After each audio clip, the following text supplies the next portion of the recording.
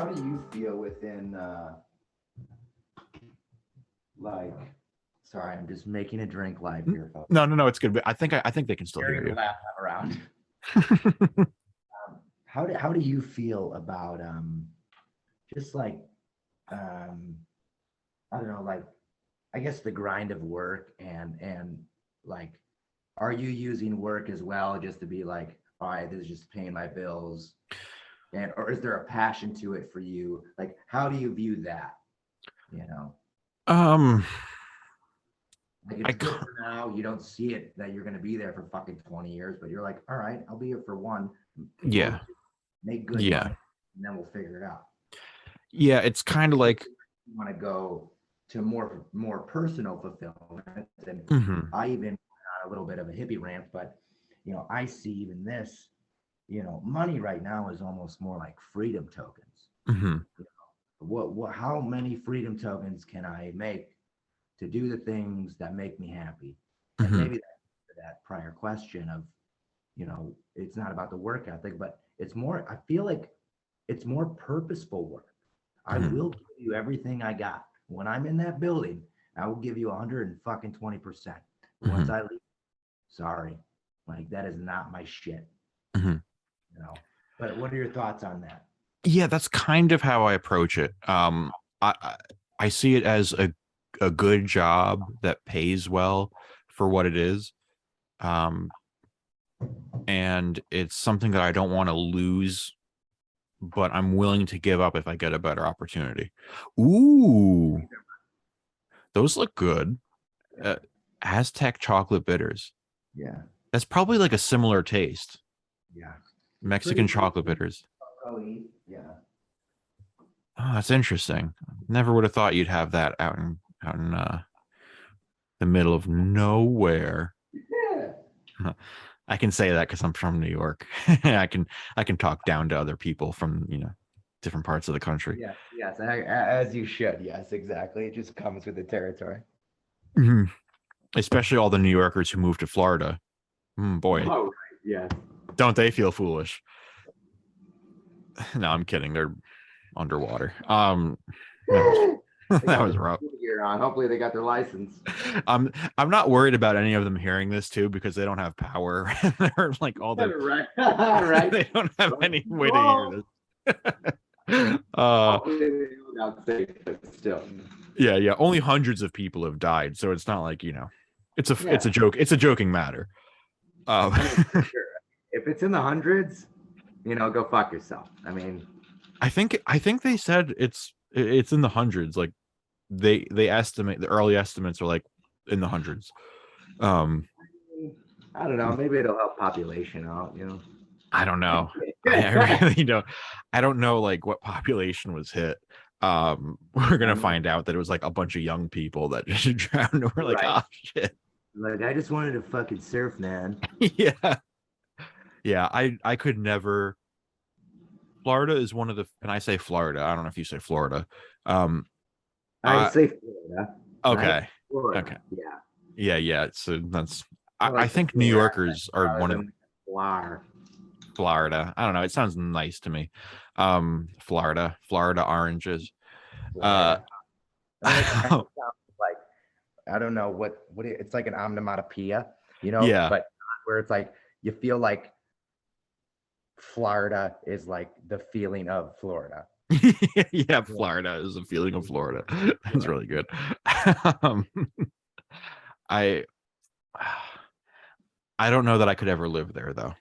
I visited several times. You know, my grandpa used to live there. Don't think I could. You could pay me to move there, and I don't think I would. I don't think I would. Is it the mugginess? Is it the? Yeah, it's the humidity. It's the, you know, the half the state is geriatric, half the state is on meth, and like there's like no in between combo. That's like, you know, it is really good combo. On deck in the hole. Like they got the trifecta, you know. Yeah. You ever? So now I'm thinking of old people. Have you ever seen what's his name? I mean, I work at a country club, so I mean, I'm right there with you. I feel like bartender at a country club is the step below a nurse at a nursing home. You're at a country club. Okay, I'm Yeah, sorry I about switched that. over to a country club life. So You probably make more money. I mean, actually, I mean, it's hourly at this point. Oh, Not okay. they don't do tips at this one. Oh, Um, really? yeah, yeah, That sucks. yeah. But the thing is, like, they get to know you. I mean, I've been working there for a year now, and Mm-hmm. they love me. I'm able to talk to old people. Well, maybe it's our training, but Mm-hmm. but it's like, all right, I respect authority to some extent, and Mm-hmm. we'll just shut up and your specific drink in this specific glass. And they're like, oh, Right. you always know my drink. I'm like, Yeah. well, you fucking come in here 5 times a day, and yes, I do. Yeah. Yeah. You get a martini at 9 a.m. Like I know what you want. Right, exactly. And they're like, okay, you want to slip me something? Great. Yeah, yeah. I'm not gonna protest. Correct. Um, that's like going to my bar. The whenever the owner sees me, he's like, James, can I get you a Guinness? I'm like, you know me. Mhm. Even if I don't really want a Guinness, if he says, "Do you want a Guinness?" I'm like, I guess I do. Right. Yeah. It really is something about, I mean, I get it from being on, I guess on both sides, but um, I mean, to be fucking dumb, I mean, it very much is like Cheers, and um, there's an aspect, even, yeah, just even an aspect of community Hmm. that brought me when I moved out to LA. That was my main focus was community, and I was like, fuck it, I'm going to a bar every day, or Hmm. like a coffee shop was the second option, which never Yeah. happened. I was like, I'm going to a bar, dive bar in Burbank, California, every day. And you Hmm. have the regulars over on this side all sitting together during the day. Um, and then you move like one chair closer, every day, and Yeah. then you're one of them. And then Hmm. and then you're part of the patio people. We're all, doing a thing, just kind of smoking and drinking. But that was just definitely a big aspect of community, though. Hmm. Like every day, it's like, oh, I know that I'm gonna, grab a PBR and a shot of Jameson, Hmm. or, yeah, Jameson and ginger. Hmm. And they just know it, and it's just there is something very wholesome and welcoming, in just kind of that motley crew of people, either behind the bar or in front of the bar. Hmm. Yeah. Yeah. No, it's a lot like that here, where it's like that's where I'll go when I want to hang out with people, like that I know more or less. Like I know if I go to the bar, I can reliably meet two or three people Hmm. that I know by name, that come to the bar. The locals. Um, But then also open to, like, a rando. yeah, yeah. Then a random person will come in and sit next to us, and we'll have a conversation with all of them. Yeah. It's not normal in New York bars. I don't usually when I go to bars, I don't talk to people. But Hmm. for some reason, this bar, it's like kind of like it's not a small town. It is a small town. It's a river town. Um, so you either live here or you don't. And Yeah. not many people come here to visit, um, during, for the bars at least, You because have there's to really only, like want to go to that wherever specifically you are. yeah, yeah, you have to like live a few, roads down to end up going to the bar, basically. Like Right. people don't come from very far away. Right. Um, and it's probably a good thing. They shouldn't be driving. Um, but I don't have to drive, which is why I end up going to that Oh bar yeah. all the time because it's right across the street. I walk across the Hell street. yeah. So who wouldn't go to a bar across the street? Yeah. It's like the Sure. perfect place. I know. Uh, I, I do think there's something to community, and that's something that I miss about uh being a Catholic in general, but specifically being a legionary. Yeah. Because there was, that sense of community, and you always had someone there. Um, Right. and that was, and like even going back to Korea for 2 weeks, having like 10 or 15 people that and just like hanging out and chilling. It's like, that's pretty cool. Like, I can't hear you now. Is unstable. Oh, sorry. Okay, we're good. We're good. We're good. Okay. Okay, we're good now. We're good. All right, For a going second, back you, to Korea. yeah. Okay. So going back to Korea, yeah, it was nice to have that community. You know, 10, 15 guys, Yeah. and just going out, getting drinks, getting barbecue, talking about whatever. I'm not going to say what we talked about exactly. But because there were legionaries there. And that's all. I shouldn't even say that. But we did. We went to Busan too, which is like a 3 hour, 4 hour drive Okay, from cool. Seoul. All together? There were four of us. It was Father Frederick, Brother Abraham, and Andrew Lim. Oh, Yeah. and Andrew Um, Lim? and Andrew Lim. Nimoto. Brother. Nimoto. Nimoto, brother. Nimoto, brother. I love that guy. He was He's great. out now, right? Like he's done. All of the Koreans are out except for Abraham and Stephen Cho. Okay. Okay. And Stephen was just ordained, so I don't think he's leaving anytime soon. But he could surprise me. He could surprise me. You never know. There's been other things that happen, There have been crazier things that have happened in the Legion. There has been. Yeah, there have been priests who have kids and then leave, in that order. Gotta love it. Yes, exactly. Yeah. So only two left, but I think did you know Thomas More? Yeah, Thomas More Kim. Yeah, he had just gotten out a few months before too. Nice. So he was fresh out the cult. Uh-huh. I was gonna say fresh off the boat, but that wasn't really appropriate. Kind of the opposite. He was. Yeah. I don't know if they take a boat to Korea. Anyway, so but it was nice to see everyone again and just kind of like, drink and talk and be like, oh, we're adults now. Yeah, and it's like we're normal, like we're yeah, we're all the same age, and outside of belief and where you're at in life, there's also just like I don't know, yeah, just like that brotherhood. I mean, you're like you've known each other for so long. It's like, all right, where are we at now? And you just connect right away. Mm-hmm. And don't miss a beat. Exactly. And I feel like being at our age and out of the Legion, I feel like, it's at least my experience a little bit has been like I'm able to say shit like pretty directly and ask them questions, the ones that are still in the Legion. And they respect my view because we know the life and they're able to respond truthfully. Right. And whatever we want to get into here, but I mean, there's at least a comfortability to like, look, like, sometimes I'll rip it and be like, do you want this? Like, what, how are you? Like, not asking how are you, but like literally, how are you? You can tell me anything. I'm not gonna fucking report you. Yeah.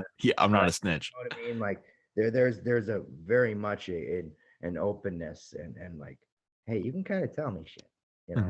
Did you feel that? Did you feel that when that a little bit more openness and that easiness to connect back with them? Yeah. There was more so than 10 years ago when I left. I don't remember what year you left. I'm sorry. 2013. Oh, that late. Okay. Oh yeah, because you were in humanities too. Yes, I did all 4 years in Cheshire. Okay, sorry about that. I mean, it turned out to be honestly the best. Well, the humanities were the best years. Yeah, Everything else before that was. Yeah, novitiate seemed like garbage. That's why I pieced I out. hear that. Yeah. It was a whole nother world. A Yeah, I yeah. couldn't stand for that. But I was really impressed with at least the legionaries in Korea. I don't know if all the legionaries are like this now, but they were very humble, very open. they kind of wore their feelings on their sleeves. They didn't really, there wasn't really a lot of reservation. And I don't know if it's because they're a smaller community or they don't have as much oversight. And I really hope this doesn't get them in trouble. But they're doing something right. And I've said this before and I'll say it again. They're doing something right. Good. And if that's what the Legion is, I'm okay with the Legion. You know, like if that's what it is everywhere, where they're encouraged to be their own person and to pursue their own things besides Mhm. holiness and, you know, the legionary Yeah, life. which is lovely, and they're going for it. Yeah, yeah. If you know they're allowed to be their own people, Hmm. uh, then it's okay. I think it's like, okay, it's healthy at least. It's not this kind of manipulative, be a robot, no feelings, don't tell anyone Right. anything. Um, Don't doubt your vocation. All these yeah, tags we've heard for years. yeah. Now the legionary house in Korea was basic, like it was like a regular house, like you like a regular apartment. Like you just showed up and they would open the door and you walk and take your shoes off and you just sit on the couch. Like Oh, it was really cool. that's really Um, beautiful. yeah, yeah, no, it felt like, oh, this is kind of like a family. Like this is what, you know, they do. And like they have, I don't know if they have it every Saturday, but they have like a Regnum Christi kind of like young people's night at the Hmm. house, and they just Yeah, like get, at the house. yeah. I don't know if it's Wow. every, I don't know if it was every time or if it was just because of the ordination. Um, Mm. Brother Stephen, your father. yeah, yeah, yeah. But from what I understand, it's a regular occurrence. Cool. They have like a gathering. You feel like that is maybe that's something that the Korean culture, um, maybe in a beautiful way, even gave to the Hmm. Legion, and it's like, oh, you want to be here? Yeah. Groovy. Accept our culture. Accept this wonderful. I mean, you obviously know it way better than I do, but do you feel that the Korean culture has almost helped maybe in that sense, like how the legionaries work in Korea? Yeah, I think a lot of it is cultural. Uh, and I don't, but mm, like certain things, and again, I don't want them to get in trouble, but like they're allowed We to can go move out, on. allowed to go out a little bit later than other houses because Nice. that's normal in Korea. Like it's normal to stay out until 4 a.m. Sure. and Why just not? drink the whole night. Yeah. It's very normal. Legionaries don't do that. Obviously, they go to bed at a normal time, Yeah. but they are like, I'm not going to say which legionaries stayed out with me late, but one or two of them did stay out with me past like 10 o'clock one time. I mean, that's a Christian. That's a pretty Christian hour. Yeah. And it's like, it's like it was appropriate. We weren't doing anything scandalous. Mhm. We were just having a few drinks and, you know, responsible, and having some snacks Catching up. and Yeah. catching up and just like, you know, shooting the shit. Yeah. Um, and that kind of relaxed attitude really impressed me because Good. I really thought that they were going to be robots and it was going to be like pulling teeth and it was going to be an awkward trip. Not for Mm. a second. Not Good. for a second. Good. It was Do you feel like did that change something in your own maybe experience or slash prejudice from before of the American legionaries or any or ICAS? Did that yeah. help? Did that help something personally? Yeah, it's, you know, it's made me more willing to listen. Mm. You know, maybe they're doing something right. Maybe they've started to figure out how to be normal and how to, Right. you know, be healthy, because Yeah. ultimately that's what I was worried about. You know, it's not because like, you know, I'm anti-religion, but at the same time, if you want to be religious, go for it. If it makes you a better person or it makes you, you know, participate in community and Hmm. help people out and make you feel like a better person, go for it. Great. Yeah. It's not for me, but if it works for you, great. Um, and I didn't want that prejudice to taint my idea of a legion. And my first concern was always that it's unhealthy for the members of the legion to be a part of the legion. And I think Hmm. that was true in 2009. I don't think anyone was in a healthy situation. Yeah. And I don't know about 2013, but at least from in my experience looking back, it wasn't healthy, by the turn of the decade. But now, not so sure. Like, I think if I was a legionary in Korea, I probably would have stayed, because it Yeah. wasn't like there was nothing that was like, oh, this is wrong. Oh, they Mm. shouldn't do this. Oh, this is silly. All of it was like, okay, it's respectable. They do their prayers, they do their preaching, they talk to people, they, try and incorporate lay people into their activities. But Korea is kind of it was founded by lay people, the church in Korea. Oh, really? Mm. There's very little emphasis on clericalism. It's Mm. not like the US where it's like, oh, the priest is the most important person in the world. Right. Korea So was they founded Korea have a lot of like movements it or had like well, or even Christian or whatever. Like it's a yeah, very there are a lot of okay. Protestant movements.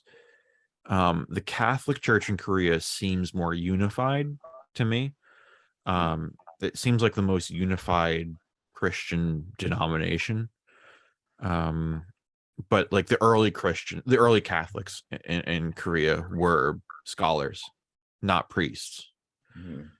So they approached the dogma and the philosophy Mm. instead of, the ritual and Sure. and Yeah, the yeah. and the Having all mystery. the emphasis on that. Yeah. So it's always seemed like they had a healthier relationship with the religion. Mm. And I went to mass maybe 4 times there in 2 weeks, Yeah. which is more than I've been to Huge. mass in the That's huge. past 10 How 10 did years, um or how not did 10 that years, but feel? What was that experience like? what, the mass? Yeah. So one mass was Father Frederick. We were in Busan, Okay. and it was in the hotel room. So it Cool. was the four of us. That was Yeah. kind of, Yeah, I feel like that's a little bit easier to get down with, you know? yeah. And then another one, obviously the ordination. Okay. Um, that was really nice. I really liked it. There were a lot of people there for one person, um, which was nice to see. I think all the Regnum Christi people showed up. Um, did I lose you? Uh-oh, I lost you. Oh, no, you're We're here. good. Okay. Are we Okay. good? Yeah. So I can hear you again. And you weren't moving, and I was like, oh, is he dead? What happened? Your stories were just I was locked in. Yeah. So it was nice to see like a full cathedral, almost, half full Uh-huh. for Stephen. That was nice to see. That's Uh awesome. I love yeah, that. yeah, I it was love all it was so you happy know, for him. the whole Regnum Christi crew was there. And I showed Beautiful. up in my long hair outside the cathedral. Oh and wow. uh and I walked up to the front entrance, and they were like looking at me kind of funny. And I said in Korean, like, I'm a friend of Stephen Show. And they were like, oh, okay. And I was like, so they just let me in. Because it's like a tourist spot. It's Oh, like St. Patrick's Cathedral in New York City. Like, people go in and look at it. So when they have events, they close it off and you can't go in. But there are still tourists walking around the courtyard and, being tourists. So they mhm. probably thought I was just like a regular tourist. I just walk up. I'm like, I know Stephen Show. Yeah, exactly. Like, show me no chingu. And they're like, oh, okay, go ahead. Like, whatever. No. Yeah. Yeah. So it was, I mean, that was beautiful. I went to another mass at a local parish one Sunday when no one was hanging out. And it was okay. I mean, I Yeah. remember the Korean mass. Like, I used to go to the youth mass in Korea, like the young people mass, because they had better music and it was kind of like a more A fun little more. environment. Yeah. Yeah, and then they usually would have like a meal afterwards in the basement. Cool. But Which brings from back that community aspect, yeah, yeah. yeah, it's like chicken and beer for $5. It's like, okay, I'll go. Yeah, Right. I'll Yeah. I'll hang out with some Catholics for $5. Sure. Yeah. Chicken and beer. Yeah. Yeah. You don't have to tell me twice. Right. Um and but from what I understand, they really don't have youth masses anymore because they don't have enough people showing up. Uh, in the last Mm, 10 years, attendance has just dropped off a cliff.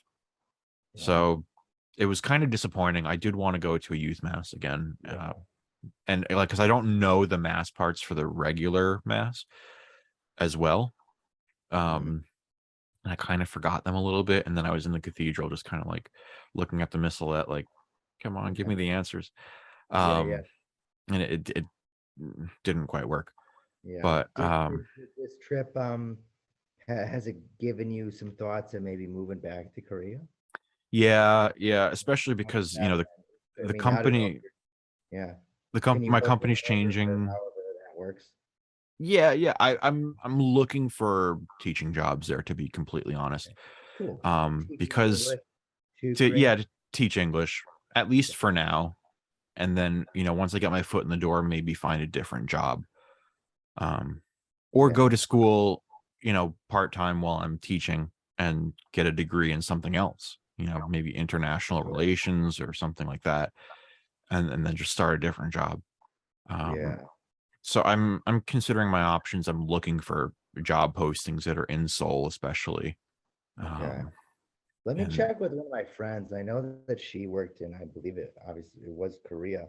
So let mhm. me check real quick with her, and I will honestly get back to you on this because I Yeah, yeah. know she was teaching English there and spent a year there. So I know there was that big thing within the like the ESL program or something like. Yeah, I mean, I have my TESOL certificate, like teaching English to speakers of other languages, and I Cool. have my degree in linguistics. Um, Where's that? So where did you get that? Lehman College, and it's a city of city university of New York. So was that okay? So linguistics. So what was that coverage of? Like which proper or did you choose Korean or No, there was no I mean, I met the language requirement because I took a proficiency test. But you only have to have 2 years of college level language in a oh, and you foreign were language. like already prior to probably getting into that college? Yeah, yeah. I had been to Korea and then I came back. So I was Okay. already proficient enough to pass a test to prove that I had at least 2 years of college experience, which I only lived there for a year. But when you do an I immersion remember program, it, probably when you're day to day and you're like, it fuck it, I'm not speaking English. yeah, Apologize for my bad Korean. And they yeah. love they're like, fuck yeah, here's this fucking American. We love it. Hmm. Yeah. So it was okay. I mean, Lehman was a nice school for the Bronx. It wasn't in the nicest area, but I commuted. I didn't live there, and the linguistics classes were okay. They kind of sucked because it was mixed with speech pathology. So I've taken a lot of speech pathology classes Hmm. also. So I mean, I could go into speech pathology if I just go back for a few more classes. Really, it's like, you know, an incidental double major almost. Just Nice. because they didn't have enough linguistic students. They had like 5 linguistic students when I was there. At least in my, you know, level. Mhm. Uh, and so we would have like 1 or 2 classes by ourselves, like with the 5 of us. And then the other classes we would just be with like mixed in with a bunch of women who were taking speech pathology because it was only women in speech pathology. Hmm. Um, and it was amazing. Like just Yeah. being the only man in a class and you're like, I don't know. Like, I felt I felt that studying theater. yeah, I It's hear a- theaters like that too, where there's a lot of, there are no sausage fests at all. no, No, no. not really. It Unlike was engineering, unlike computer science, where it's sure. the Yeah, opposite, yeah. and the rooms all smell bad. In our case, it was Right. always And like, there were spritzers going yep, on and right. yep, And I was like, you everybody smells great. Thank you. yep, You're hmm covering my BO. yep. No, I would get my own like special beard balm so that it would smell nice, and then I Yeah, do yeah. a little bit of cologne, not because I was trying to impress the ladies, just because I didn't want to smell like shit. Right. Because if you're the only man in the class and there's a smell, they're gonna look at you and be like, "Who? I wonder who Yeah, it could be." clearly not us. Yeah, yeah, Clearly not us. yeah. I smell like flowers, bitch. Exactly. Right.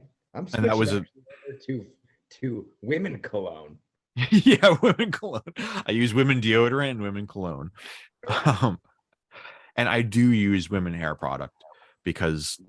Yeah, you're otherwise, great.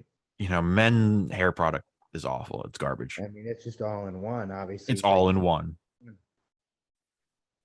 All fucking 30 of them. back in wherever. Yeah, yeah. Toothpaste, Where there's hair. bleach. Yeah. Yeah, no. So I buy the salon level shampoo and Oh conditioner. yeah. I don't mess around. It's the That's only good. thing I really splurge on in my life. And I think that's right. And I Yeah. think, I mean, I'm almost done, but I mean, I'm happy to have it. Yeah, you still got enough. I still got enough to do something with it. I'll Mm-hmm. braid it, do the little Mm-hmm. witty braids. But I'm also at this point. It's not like I'm old. I mean, I'm 30, but you know, I don't But give a fuck. it's receding nicely. I'll I say mean, that. exactly. I want to get that, like, You don't a look good, stupid. like, correct. You That could that that it could be really bad. You it could look could be really awful. bad. It could be really bad, but I'm aging into my personality to where this Sam Shepard, Ed Harris, Yeah. Robert Duvall, Yeah. I'm crusty and learned, but all right, things are happening. And Yeah, yeah.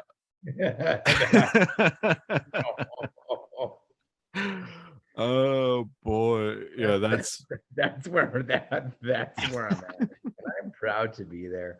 And if someone wants to love me, then great. yeah, more power to them. Exactly. Um I I can't do the long beard anymore though. See, this is specifically, well, I mean, I grew it out way long for a Viking rollout in LA that Hmm. never quite got on its feet. Mm. But this one specifically is actually I got a gig as well, I'm in a Civil War documentary film. So we film the battle scene. It's the Battle of Westport, which is a place here, super rad now, in Kansas City. Um, Very much like the party scene ish here in KC. But yeah, so it's the Battle of Westport, and we're actually going to film it on the days that the battle was. Um, Ooh. but yeah, so this has been the beard for the role. Okay. Um, so we're gonna film it. Well, we have rehearsals within like stunt training and weaponry and all these things. Um, and then we film late October. Yeah. So but Oh. after this, like I'm ready to shave the beard. I know it's Yeah. bad into winter, but I'm like, fuck it. I don't know who I am anymore. Yeah. Yeah. No, you look like I love my beard, and I have a great beard once, you know. yeah. Yeah. But yeah, I'm just kind of ready to go. But this is Mhm. it's more the money maker than you know. Than anything else. Yeah, exactly. Yeah, because it's just like having a long beard to me was cool. I felt cool, but at the same time it was like itchy and it like you have to wash it and you have to like take care of it. Like you have Yeah, to use products on it. And correct. I have my beard balm, and I'll go yeah. through there and I brush it and clip a little bit, and yeah, Hmm. it's an But even with ordeal. a short beard, you still have to use beard balm and stuff because otherwise your skin just dries out. At Right. least And me. At like least work, me. like my face doesn't know the winter, and then I'm Hmm. gonna fucking chop it off right before the fucking winter, and it's gonna get like shocked, Hmm. you know, Yep. from cutting all this off. And my skin's like, what the fuck? It's Hmm. cold, and I don't have protection.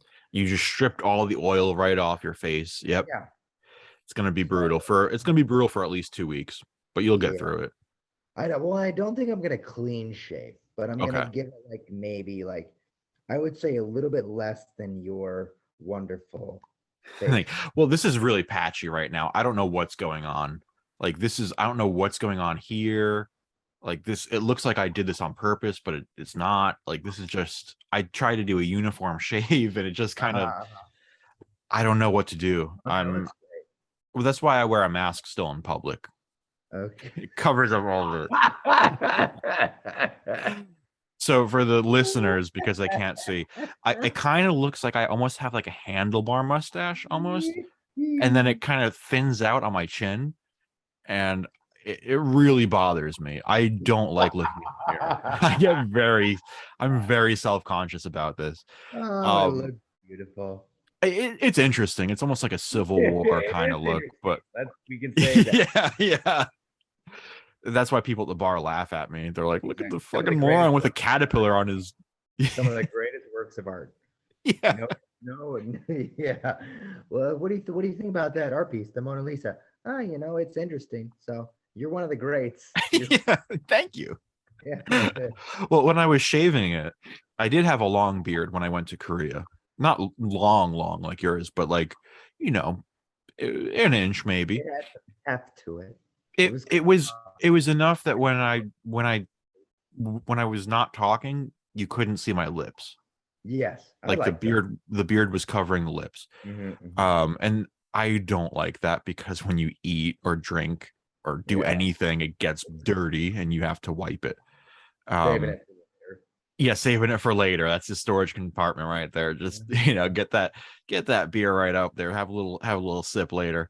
But you have to like let that grow like further enough to where you can separate it if you want it to get there within the stash. Yeah. But anyway. That's the goal. I mean, that's ultimately the goal, but no one would talk to me if I did that. Yeah. Okay, so am I growing my beard? Yeah, I think I want to. All right, let's gauge in. I'm gonna be fucking single for the next. Yeah, exactly. Am I growing my beard? Am I marrying a pirate woman? No. Okay, I'm in trouble. Yeah. It shouldn't be the case. It's not my fault. Yeah, you don't understand. It's for a job. Can't you love me for my personality? Yeah. Just tell a woman like, I don't make fun of your beard. Yeah, well, that works. I love all your hair. Yeah, I love all the hair over your top lip. Exactly. That does. And I hate to be that kind of guy. Now the gender roles have switched. It's like Custer's Last Stand or whatever. I don't know who that had the last stand, but like, exactly. Oh, she's coming at us for our beard. Let's talk about hers. Exactly. I've been dealing with this oppression for so long. It's about time I said something. I was trying to keep it in and accept it and be a feminist. Okay, so not being the feminist right now. I'm sorry to the 3 women that are listening.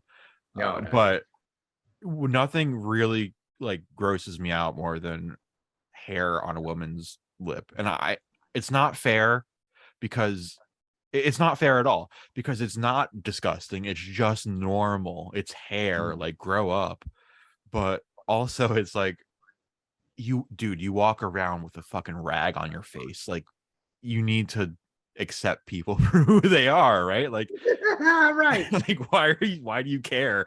Especially if you're not making out with them. Like, who cares? Like, it really doesn't matter. But anyway, that's my judgment for the day. That's so if you're a woman with a little bit of facial hair, just know that I'm judging the shit out of you. And don't change because I said that. Don't start shaving it or waxing it or whatever. Be yourself, be beautiful. And my opinion does not matter. Like, it does not count. Don't worry about it. You're fine. but that's just my natural reaction. And I'm like, I don't know what it is, but it just peeves me out. And I'm not going to name names, but there's one girl in particular. She's lovely. She's smart. She's funny. She's pretty besides the beard, besides the mustache, It's like, and again, men look like shit most of the time. Sure. Myself being the first on that list. And me too on the second. Okay, well, your skin is better than mine right now, unless Zoom is doing you favors. Yeah, give me favors. Do you see that? Okay. Yeah. No, I got a few blemishes myself. But like, But do you feel okay? This is riffing a little bit, but go ahead. I feel like I feel like men can make fun of themselves more within physical appearance than maybe women can. Like I can make fun of, yeah, I'm bald and yeah, I'm fucking, I don't know, I'm not the strongest guy ever. I'm skinny. I'm 5'10, 5'11, doing my thing. Whatever. I know who I am. I know what I want to do, and what I'm going after in life. And sometimes it does suck, and maybe this isn't even anything bad. It's just what I've even having an experience leading a team that has to that comprises of younger women from maybe 16 to 22 to 23, and it's just all over the fucking place. And I'm like, I don't know, like I'm like, all right, yeah, I fucking got shit wrong with with who I am. Well, not wrong, but you know what I mean. Like, all right, I'm not fucking Ryan Gosling's, and like sure, yeah, that's fine. sure. And there are things that you about your appearance that you would want to change if you had the power to snap your fingers and change it. I mean, maybe, but also maybe not. Yeah, honestly, that's fair. Honestly, maybe not. Because I'm happy with who I am, and you get that response back from the people that you deal with, and who you are as a person. Right. And it sucks to feel that. Yeah.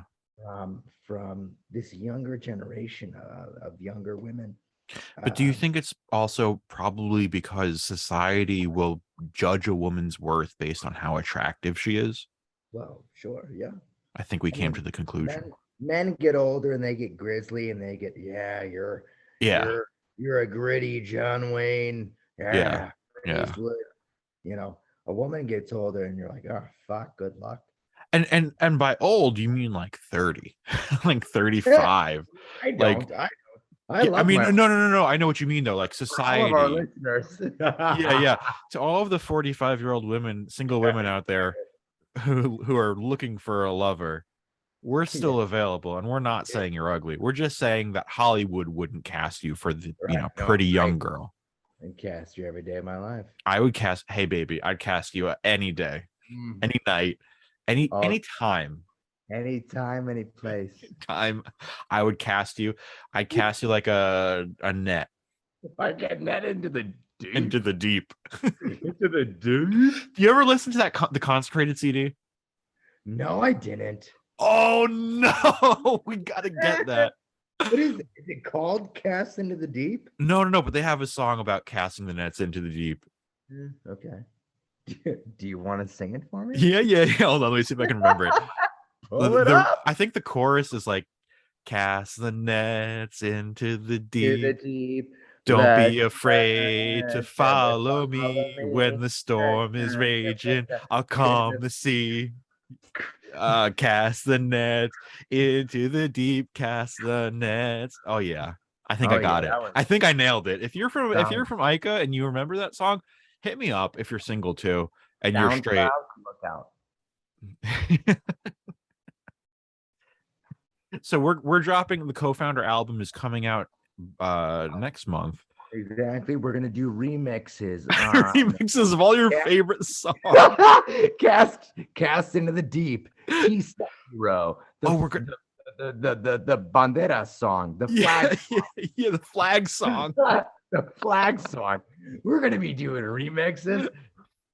And we're gonna be dropping them for Christmas. We're gonna do that. We should. You know what? I was half joking, but now I'm a little bit serious. We should do that. We should get a few people to make an album. I think we should. It would be really funny. It would be good too. It'd be like cute. It would be cute. We're And it's honoring. yeah, yeah. It's not like mocking. It's like kind of just silly, like And those are honestly some of the best. I remember, just real quick name dropping and all love. Um, but Christmas changed my life in the Legion. Yeah. Like even now, like I remember my first Christmas back. Um, I I texted or I emailed Father Christopher Brackett. Mm-hmm. And I was like, Father, I sent him a picture because I was working still in the industry. I was fucking dishwashing at the time. Okay. Christmas Eve, I came back and like fucking, I leave for work on Christmas Eve at like maybe 5. My Oof. family, 5 p.m., 5 p.m. Yeah. My Still. family's opening up presents. I'm like, all right, whatever. This is the industry. They're all opening up presents. And I'm like, all right, see you guys. I go wash dishes at a pizza place. I get back at 2 o'clock in the morning. Right. So this is Christmas Day. I fucking make a hot chocolate out of a medieval times little mug, and I have leftover pizza that I brought back from Christmas Eve on from the pizza shop. And I was all alone at the table, Yeah. and I thought to myself, like, what the fuck? What the fuck? Uh-huh. 6 months ago, I was with the best friends of my life, with Mm-hmm. my brothers. 1 year ago, Christmas, we were Mm-hmm. singing songs talking about Jesus's diapers, Yep. singing songs about, going to, Belen with the donkey, Yep. Yep. and beautiful, beautiful masses with incense and singing songs and Chef Luke and whatever. Mm-hmm. And this is what I have right now, Yeah. alone, alone on Mm-hmm. motherfucking Christmas. Mm-hmm. And when I wake up, my family will not be there either. Yeah. I texted him or emailed him, and he was just very supportive. He just said, um, we're thinking of you. I'm thinking of you. Stay strong. You make the right decision. I'm sorry that you're hurting right now, but you know, yeah, it was just all very encouraging. Yeah. Yeah. But what just um, That's a yeah, visceral experience too. That's something you won't forget. Like that's like losing a family in a way. juxtaposition between like those experiences, Yeah. you know, Yeah. and even now sometimes like I'll stick around. I'll stick around in KC. Mm-hmm. Even I guess when I was in LA, it was Thanksgiving and Christmas. I'd stick around, but even here, like I'll stick around maybe because I'm used to being away in a Mm-hmm. sense. I guess Okay. going a little bit further in the Legion, Mm-hmm. novitiate and humanities, you don't go home for that. Right. So, Right. so it's almost like fuck it. Like these last few years, I'm like, all right, I'll just like have some friends over. Who else wants to be an orphan? I'm like, I'll house you. You Mm-hmm. know, you can have great drinks. I can make a great meal, a proper Thanksgiving meal or a proper, Christmas meal, just to create that community with the ones that can't go home or don't go home or just choose not to in this real world. Yeah. Yeah. Yeah. No, I mean, I don't know. I think the holidays were really special. The feast days and the holidays that did, the I really liked Advent a lot. Hmm. I liked the songs in Advent. I liked the feeling. It was like a fun Lent. It was like Yeah, yeah. Advent was like a fun Lent. Fuck yeah, yeah. that's a good way to put it. Yeah, because like Lent was like, oh, you got to sacrifice something or do something extra, or this or that. Advent was like, you just got to prepare for the joy of Yeah, Christmas and of the yeah. Christmas season.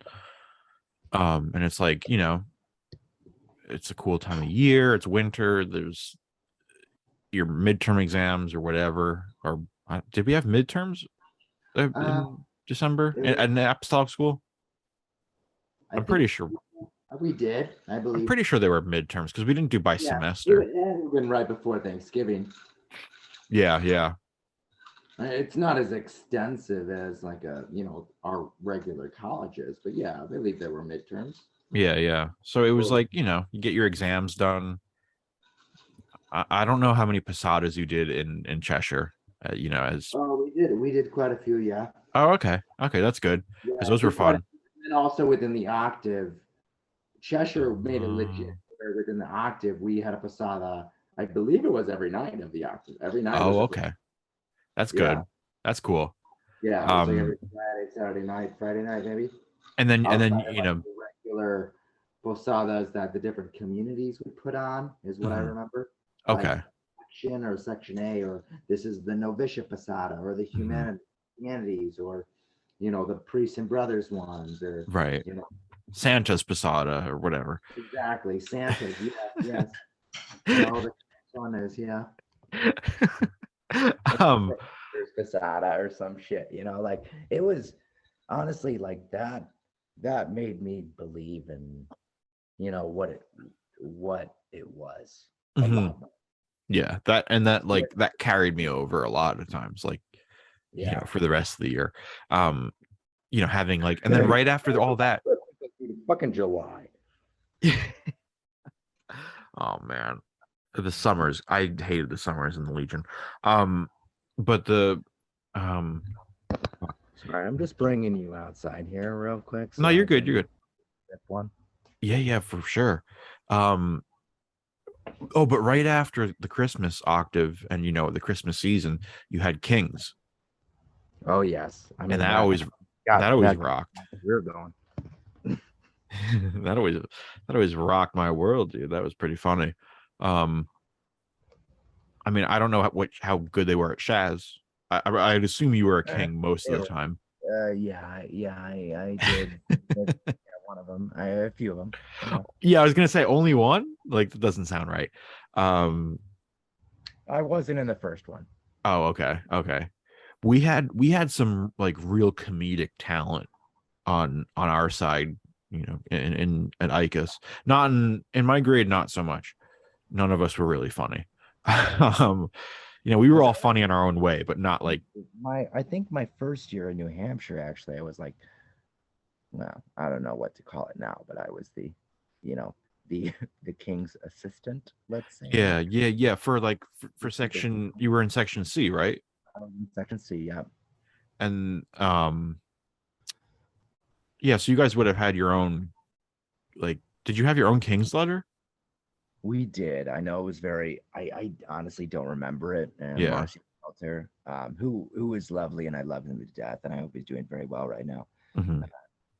Yeah, we did have our own King's letter, but what a wild Okay. time even then, like creating a new section in I guess like when it Uh, was one, maybe we were the biggest number that they've ever had. Maybe I'm wrong, I don't know, but even to create a section C, and that was the first one in since 1983 that it opened.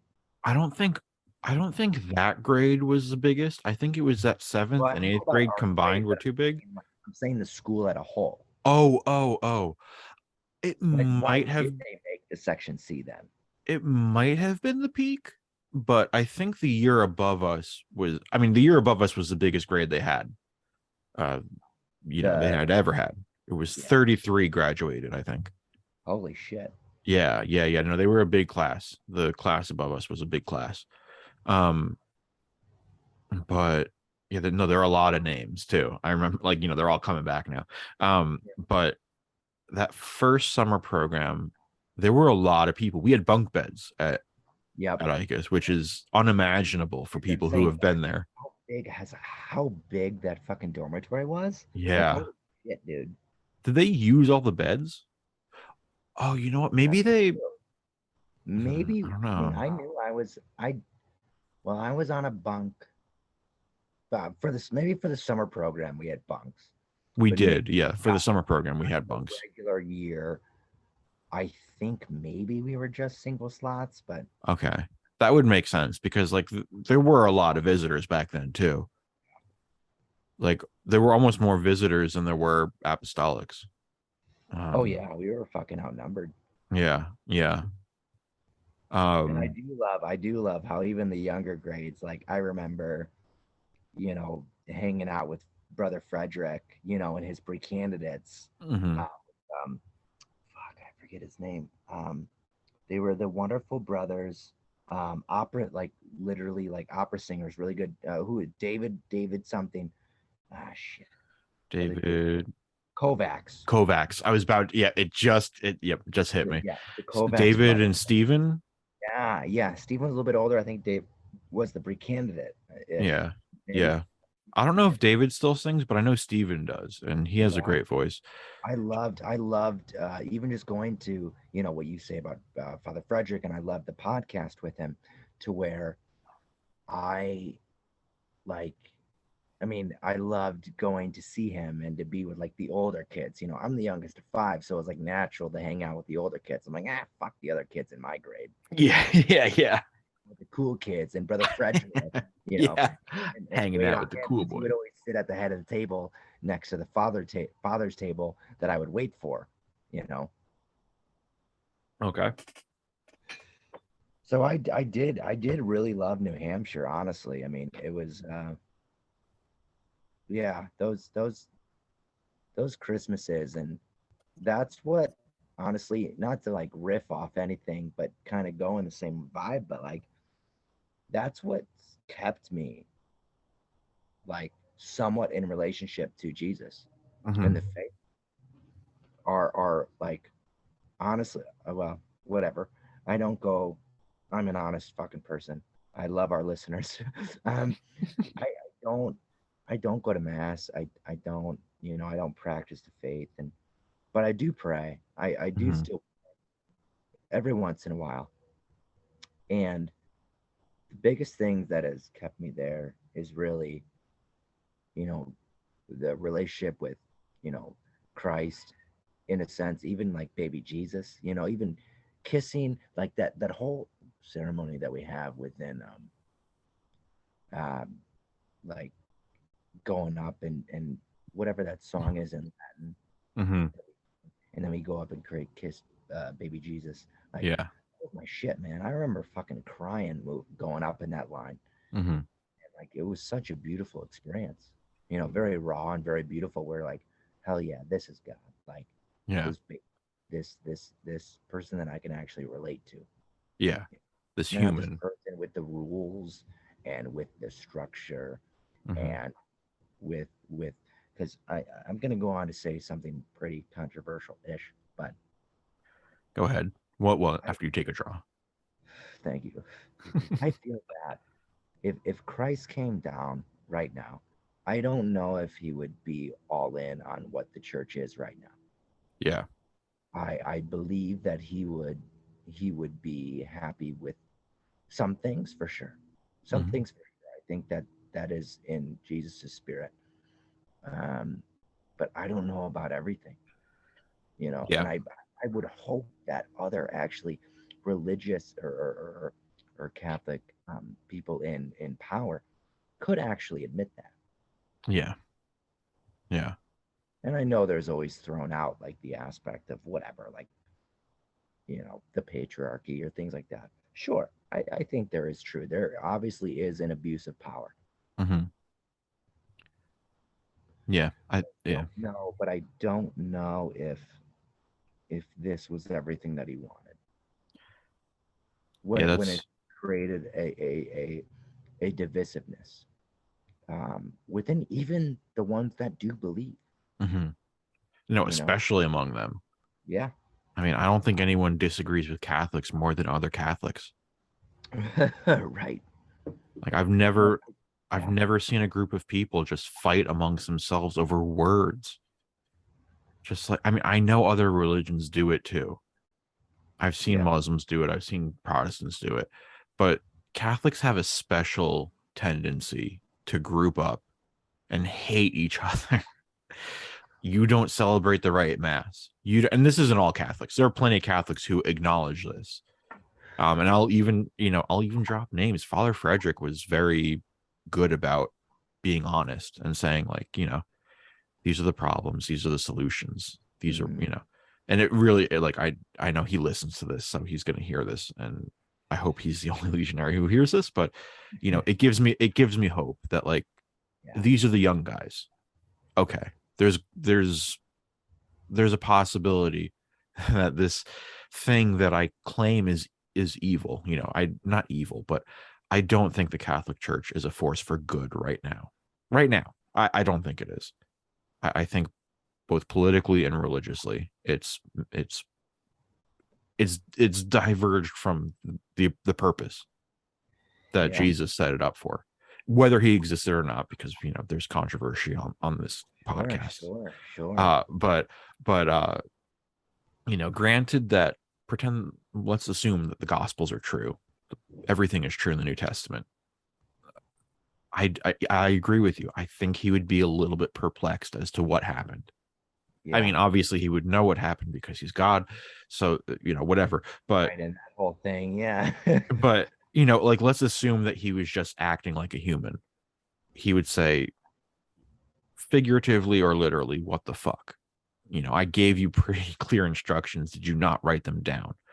Um, and I don't know what the solution is. Like, I don't know what to tell the young priest or the young brother who's sitting here, who's listening to people, attack their faith in a way.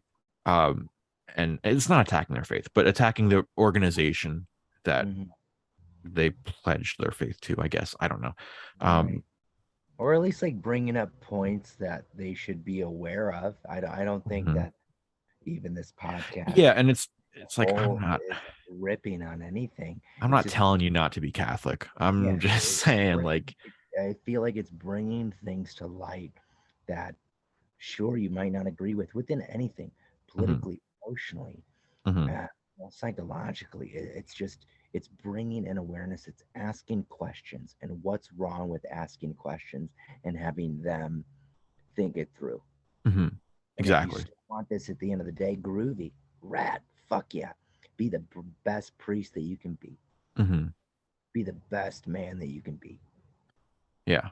Just asking questions from being on both sides of it, of being in the organization and being outside of it, and now living in the real world and having that foundation, so to say, or that Mhm. experience with this specific congregation. And then on top of that, within the faith of of like, what are we doing here? Like, this thing could be super fucking groovy. Yeah. It Yeah. could be fucking amazing. It could be You know what I mean? It could be. right. Because it used to be. And that's what drew people in. It was rad. It was like Right. you join a community of people. You might have differences. You might be from completely different walks of life, but you come together, you provide for each other. You take part in the rituals together, you take part in the prayers together. You have a shared belief, you have shared morality. But even then, that's a little bit nebulous. I mean, the early Christians did have a very strict code of morality, but so did pagans. Like there were, everyone had their own sets of morality. Right. Right. Or the And Stoics. I mean, even yeah. you're going way back. I mean, the Epicureans and the Stoics. I mean, back Hmm. when even between the Greeks in that sense, the Stoics are more, that, we're following the rule and, and that thing. And the Epicureans were like, yeah, fuck it, you know. Hmm. But that could be more between like the intellectuals versus the feelers, Yeah. you know. Yeah. Hmm. Someone who felt something and want to do something about it, or okay, this is what I know is right and I'm going to stick with it, which Hmm. has its own value as well. Right. Right. And I think that there are a lot of obstacles in the way for a young religious person to improve the church, whether you're lay or ordained. I don't think there's an easy path. But at the same time, there isn't an easy path for us either out Mm-hmm. here. What are we going to do? Are we going to stop climate change? Are we going to prevent nuclear war? Are we going to prevent starvation and the loss of territory and the loss of lands and the destruction that's going to come in the next few decades. Are we going to turn all that around, or are we just going to keep going? Like, Right. it's easier to just go with the flow. So, I guess we all have our own burdens and we all have our own responsibilities. And also like stick to what, like, I don't know. I guess I go back and forth between exactly what you said. And then it's also like, all right, what is actually affecting me in my Mm-hmm. day in, day out of my life? What I can control, fuck yes. I Mm-hmm. will. I will do what I can between my career and my passion. Yes. Outside of that, like not to be, like fucking shove the bigger things off, but it does not affect my day-to-day life right now. Right. You want to Right. talk about climate change, you want to talk about, any other fucking thing that goes on in this world that is a big issue, and I do agree with that. But right now it's like, look, also we're all gonna fucking die. Mm-hmm. Like in a beautiful way, like I'm not here to be a fucking pessimist. I'm very much an optimist. But Mm-hmm. what is affecting me day in, day out? How can I love others? How can I continue to do the best for myself and find meaning in my life? And how do those things come together so that I can die peacefully, you know, Right. and live a fulfilling life? Mm-hmm. And I love the advancements of all this technology or the social awareness or Or that environmentally. That's we also crashed into an asteroid on purpose to divert it from the Earth. Like, that's pretty fucking cool. right, right. Like, I hell mean yeah. that's just insane. Yeah. Like, who would have thought? Who would have thought Yeah, you right, you exactly. would purposely fly a satellite into a rock to make sure it doesn't hit the Earth in an unspecified amount of time? Yeah. Uh, Thank fucking baby Jesus. yeah, thank God for NASA.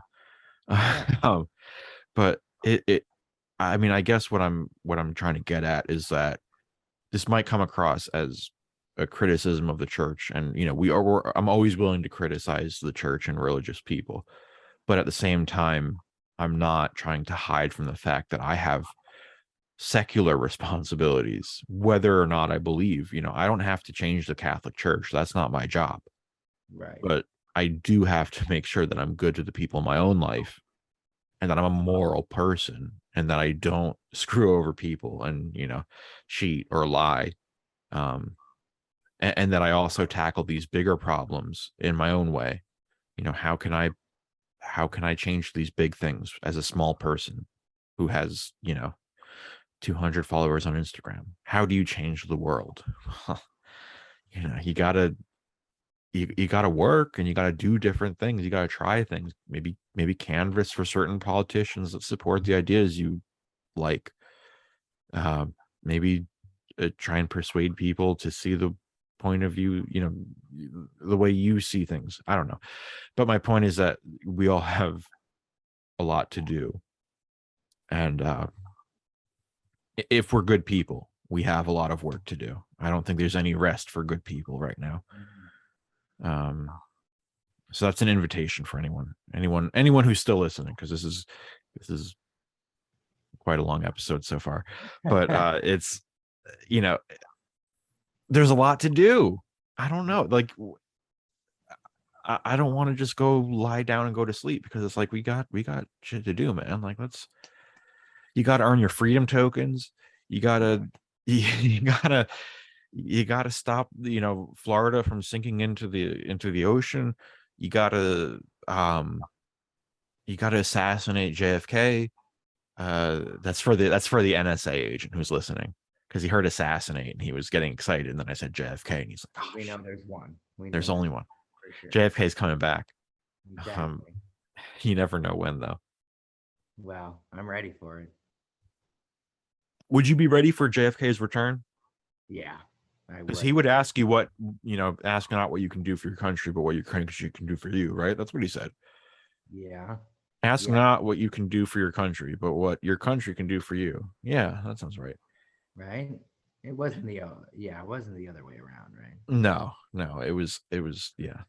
Don't ask what you can do for your country. Ask what your country can do for you. I mean, I think that's a beautiful spirit, It's Like, beautiful. And that's what Lee Harvey Oswald was asking when he pulled the trigger. 100%. What can I do for my country? Or what can my country do for me? Yeah. Put me in Take jail. Take him. Yeah, no. As we all know, it wasn't Lee Harvey Oswald. It was the people in the grassy knoll, the FBI agents, Yes. who wanted the war in Vietnam to continue. So that's just my way of making sure that we never get sponsors on this podcast. Correct. You just got to spout a conspiracy theory once in a while. All the conspiracy theories for sure. Yep. I mean, even at this, what's wrong with asking questions? Well, that's what, it's funny because that's what people who are like Holocaust deniers say. They're like, I was just asking a question. Was it really 6 million? Like, I don't know. I think sometimes questions are inappropriate. And, I'm not like a, I feel like it's the intention behind the question. yeah, okay, sure. Like I'm not trying to fucking ask a question to fucking, rip somebody or like create some sort of cacophony, Mhm. But I believe that there can be a great dialogue, and I think that we should just work for the UN at this point. And I'm like, I Mhm. don't think they need any more politicians in the UN. They Right. don't need more ambassadors or anything like that. They need somebody who's gone through some fucking shit, Yeah. come out on top, and who has like good street smarts and good, Street really smarts. human and emotional things that they've gone through and come out on top and Mhm. are able to ask and deflect and inquisitive into dealings with other countries, even dealings with ambassadors. Like, I feel like if I were put in that position and you go up with the ambassador of whatever country and we have a conversation, I feel like we would come to agreement. Mhm. You Right. know, I, you know, I feel like it's not that difficult, but when you take away the humanity of somebody, when you Mhm. take away the actual, hey, let's have a conversation, actually try to see eye to eye here, Yeah. or actually at the foundation of it, fucking listen. Exactly. Listen within any relationship, be it Mhm. you and your lover, your partner, your boyfriend, your girlfriend, a fucking president of fucking whatever. Azerbaijan. Azerbaijan. Let's see. Let's Listen, go. Just listen. listen. Yeah. Well, I You know, think. and it comes down to It comes down to human instincts at this point. This isn't politics. This isn't power. This isn't, you know, it's just keeping the human race empathetic and aware of who we are as humans and how we need to work together to create a better place. And I think this is going to sound very naive.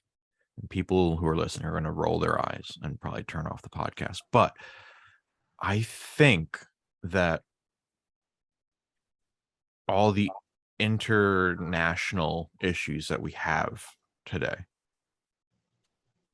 could be solved by people who talk to each other and listen. I think, for example, I think that the US and Iran could get along perfectly fine if the US was willing to listen to Iran and say, what are your concerns? Why are you so afraid of us? And then, they would say, well, because you did this and this and this and this, then they would list the things like you literally droned one of our generals, 4 years ago. It's like, okay, well, fair points. What if, like you could just listen to people and say, oh, right, you're human too, and you have needs and you have fears and desires. And I think that there are enough resources now that we could easily share them. I know that sound, and again, This sounds very naive, but like really, like what do we have that we can't give to a country in the southern hemisphere? I'll say, because usually the southern hemisphere is poorer. Do we not have enough rice? Do we not have enough corn? Do we not have enough? Like, we have enough food. We have enough oil. We have enough of a lot of things. Do we really need to hoard it? Do we need to antagonize Cuba? Do we need to antagonize Iran? Do we need to, could we Right. just listen and say, what do you need? How can we help? Yeah, I feel like there needs to be even in the United Nations, maybe there needs to be like a guidance counselor, like some sort of therapist in between, like instead of couples therapy, it's like ambassador therapy where Yeah. it's right, this head of state is meeting up with this head of state, and they definitely don't fucking think alike. So let's have a like a marriage counselor in the Yeah. room when they talk and like guide this conversation. I mean, why not? Why Yeah. not? Yeah. No, I mean, I know this sounds so naive to anyone who studied politics and how, power works, but because, again, like the people who seek out power in all of our countries are insane. That's just my personal belief. But I think if you think, oh, I can lead 300 million people, I can lead 500 million people, I could lead a billion people, I could lead 20 million people, you have to be a little bit messed up in the head. Yeah. Honestly, I don't know who could take that Even, responsibility on. even I mean, maybe we talked about before, but it's not my fucking virtue or anything. It's just not my cup of tea to where when my job asks me to move up in the sit whatever the fuck it is, to get more into a managerial status, I feel like fucking Frodo Baggins. Hmm. I'm like, fuck that shit. I don't want it. I Hmm. don't want it. Just I want to be a simple bartender. I do my shit. I have my Yep. regulars. I love this shit.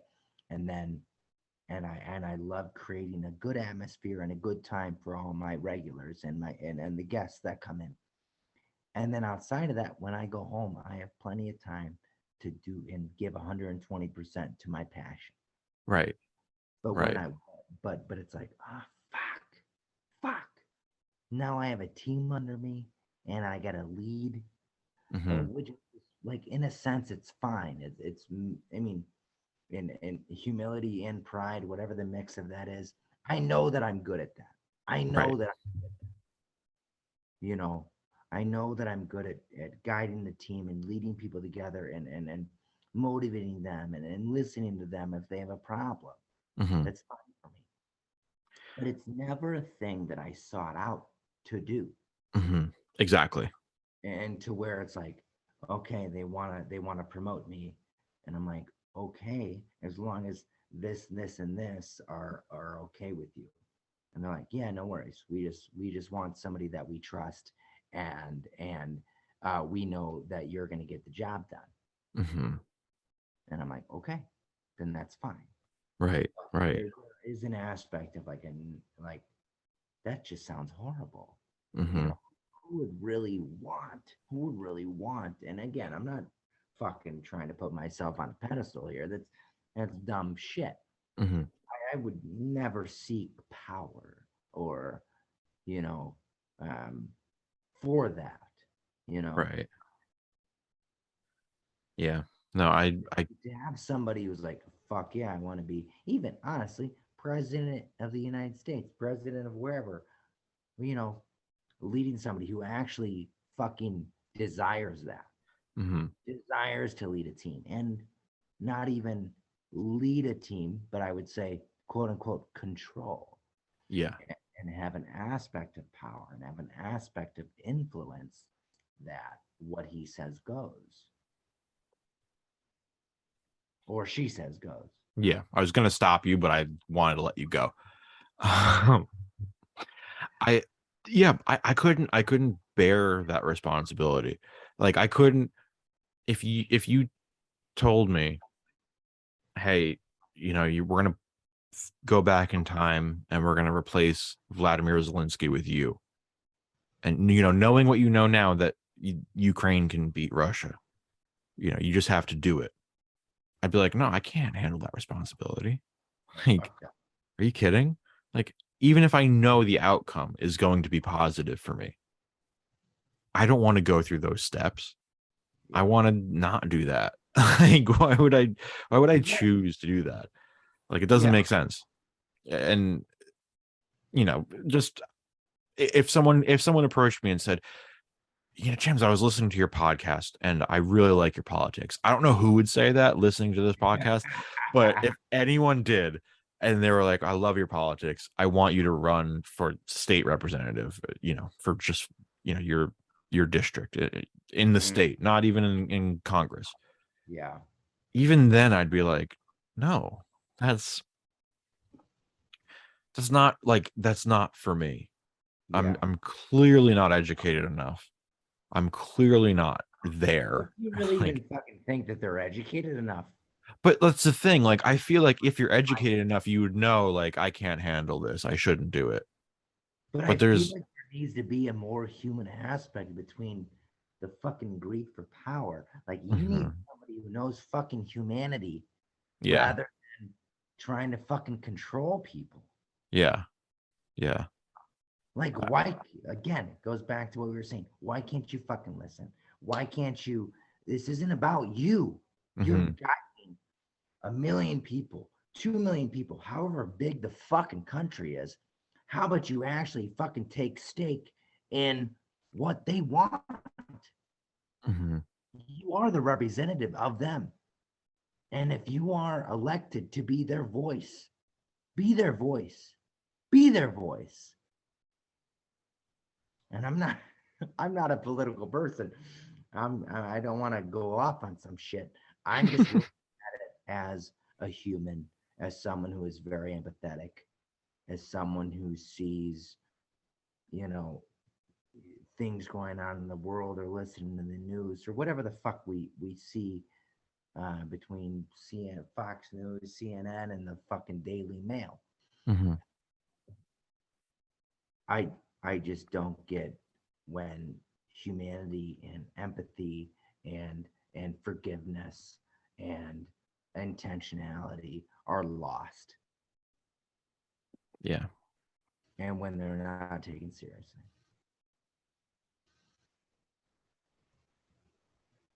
yeah. No, it's a sad state, of affairs. We could have it all. We could, we could be living in a paradise almost. Uh, I don't really think we could.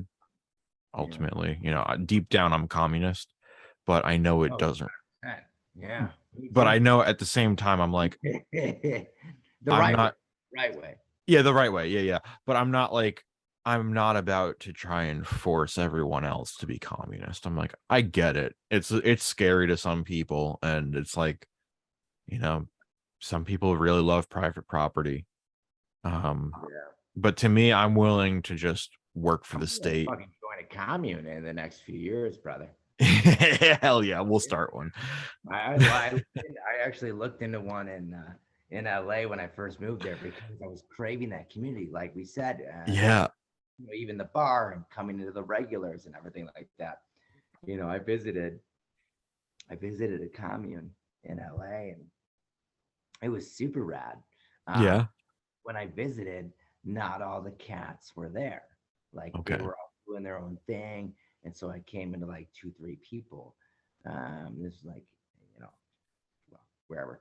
Um, yeah, like that's part of me is like, do I want to just riff and just like go off and just be like, all right, I'm gonna have like a small little like I'm gonna have a bookstore with one of my friends and they can read books. It's gonna be by the beach in Mexico, Nuevo Vallarta, and then I'm just gonna like sell cocktails. I'll make the barman within my experience of a food industry, and then when I have a gig, I have a gig.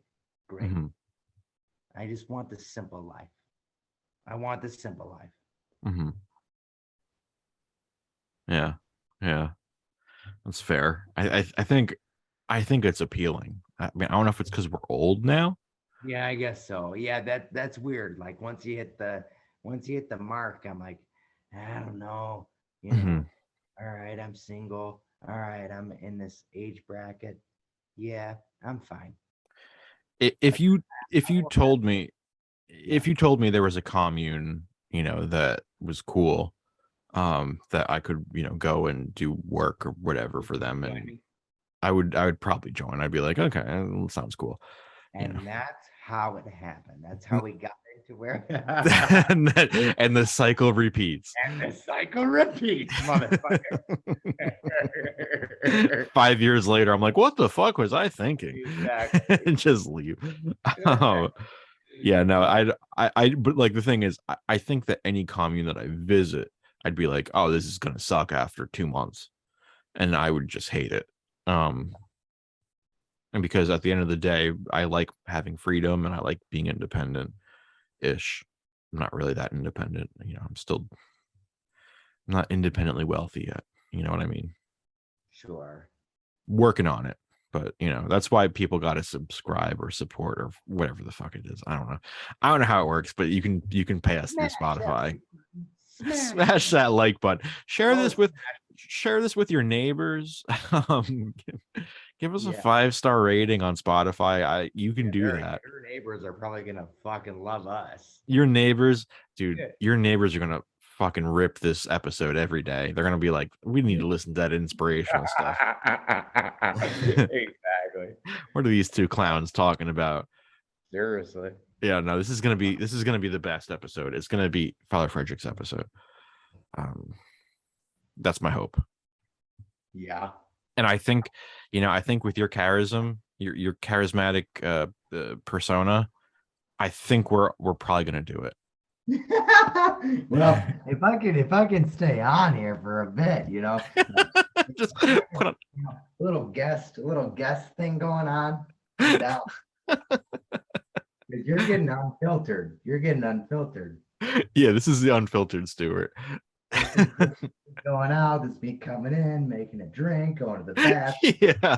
Well, the thing, there's no video experience, so people are just going to hear you like farther away from your laptop and closer to your laptop, and they're not going to know what's going on. um, but throughout this whole podcast, Stuart has been inside, he's been outside, he's been smoking a cigarette, he's been making drinks, he's been walking around. It's been a fun time. But you're not going to see it because I'm not uploading the video because I don't have the time for that. um, They're all missing out. they're all missing out. But hey, you know what?